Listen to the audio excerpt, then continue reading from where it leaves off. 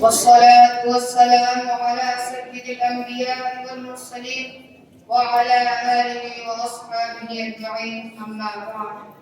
فأعوذ بالله من الشيطان الرجيم. بسم الله الرحمن الرحيم. ظهر الفساد في البر والبحر بما كسبت أيدي الناس. صدق الله العظيم. صدر محترم اور سامعین اکرام، آج کے اس نازک دور میں ہمارا معاشرہ اور سماج کن کن خرابیوں سے دوچار ہے، اس کے اسباب وجوہات کیا ہیں، ان سے مقابلہ اور دفاع کی کیا تدابیر ہے، ان کو اس وقت میں بیان کرنا اور اس پہ تفصیلی روشنی ڈالنا دشوار ہی نہیں بلکہ ناممکن سوال ہوتا ہے. لیکن آخر کیا کریں، دور حاضر کے بعد شدید فتنوں کا مختصراً اور بعض کا تفصیلاً ذکر کر دینا مناسب سمجھتا ہوں. وہ اسباب کے جنہوں نے معاشرے کی بنیاد کو ہلا کر رکھ دیا اور امت مسلمہ نے دامن عفت کو تار کر دیا، اس میں صرف عمل کرنا یا کرانا، غیر مشروع طور پر ڈنڈے تعویذ کرنا، غیر شرعی کاموں کے لیے منتیں مانگنا، ماں باپ کی نافرمانی کرنا، مردوں کا پیجامہ ٹخنوں سے نیچے پہننا، غیر محرم مردوں اور عورتوں کا بے محابہ ملنا جلنا، مسلم لڑکیوں کا غیر مسلم لڑکوں سے ناجائز تعلقات کا استعمال کرنا، اپنے مذہب کو چھوڑ کر مشرکانہ اور ہندوانہ طریقے کی طرف رائے فرار اختیار کرنا، اپنی اولادوں کو بے دینی کی طرف منتقل کرنا، ٹی وی وغیرہ پر وقت ضائع کرنا، موبائل پر بے حیائی اور حیاسوز مضامین کا دیکھنا، مسلمانوں کے گھروں میں غیر محرم کا آنا جانا، مسلم لڑکیوں کو میوزک پہ ناچنا، کپڑوں کا جسم سے چھوٹا ہو جانا، کپڑوں کے سامنے گرنا اور ان سے منتیں مانگنا، انہیں کو حاجت روا اور مشکل کشا تسلیم کرنا،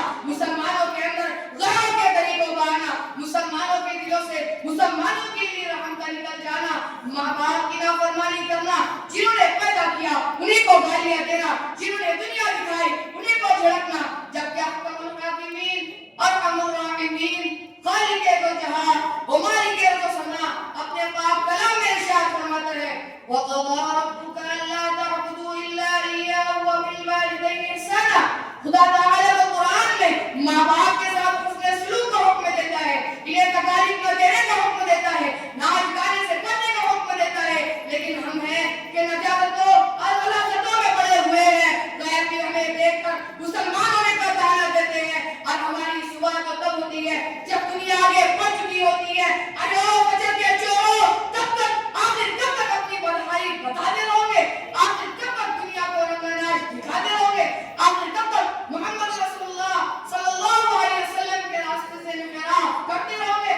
پھر رونے لگتے ہو کہ بادل گرجتے ہیں تو ہم پر، بجلیاں ٹوٹتی ہیں تو ہمارے اوپر، سیلاب آتے ہیں تو ہمارے اوپر، زلزلے آتے ہیں تو ہمارے اوپر، معاملے چیک ہوتی ہے تو ہمارے نوجوانوں کے ساتھ ظالم بادشاہ مسلط ہوتے ہیں تو ہمارے اوپر. ہمیں تو گلے کرنے آتے ہیں، ہمیں تو شکوے کرنے آتے ہیں، ہمیں تو بس اپنی بدحالی بتانی آتی ہے، ہمیں تو ناشکری کرنی آتی ہے. میں کہتا ہوں، للکار کر کہتا ہوں، دل کی نگاہی کے ساتھ کہتا ہوں کہ جب تک ہم محمد رسول اللہ صلی اللہ علیہ وسلم کے طریقے کو نہ اپنائیں گے تو خدا کی قسم کل قیامت تک اسی طرح بے یار مددگار بھٹکتے رہوں گے. مسلمانوں سمجھ جاؤ، سمجھ جانے کا وقت آیا. مسلمانوں سمجھ جاؤ، سمجھ جانے کا وقت آیا. بہت سارے ہوئے ہو تم، اب ہوش میں آنے کا وقت آیا. جہاں سے 313 چلے تھے تم مسلمانوں، انہی ماضی کی راہوں پر پلٹ جانے کا وقت آیا. امت مسلمہ کے غیور نوجوانوں، جب رب کی زمین پر فساد ہوتا ہے، جب رب کی زمین پر حیوانیت کا ننگا ناچ ناچا جاتا ہے، دین کا مذاق بنایا جاتا ہے، تو رب کائنات ایسی قوم کو سب ہستی سے مٹا دیتا ہے. نہ نام باقی رہتا ہے، نہ نشان باقی رہتا ہے. مت سمجھنا کہ ہم ایمان والے ہیں، مت سمجھنا کہ ہم محمد رسول اللہ کو ماننے والے ہیں، مت سمجھنا کہ ہم حنفیت کو ماننے والے ہیں، مت سمجھنا کہ ہم ہندوستان میں رہنے والے ہیں تو رب ہمیں بخش دے گا.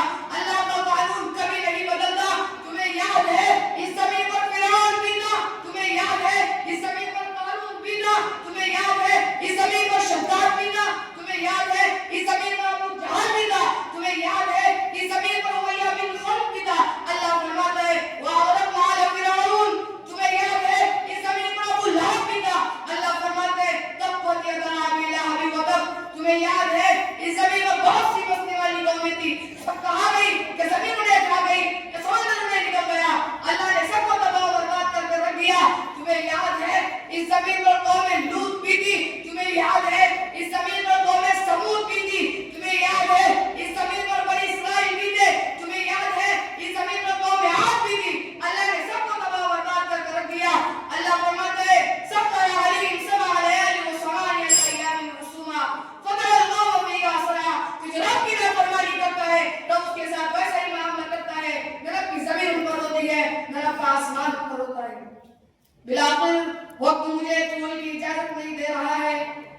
ہو گیا اللہ کے احکامات کو پامال کرنا، بس ہم خواب غفلت سے بیدار ہو کر ہوش کے ناخن لو، اسی میں ہماری دارین کی فلک و شدہ ہے۔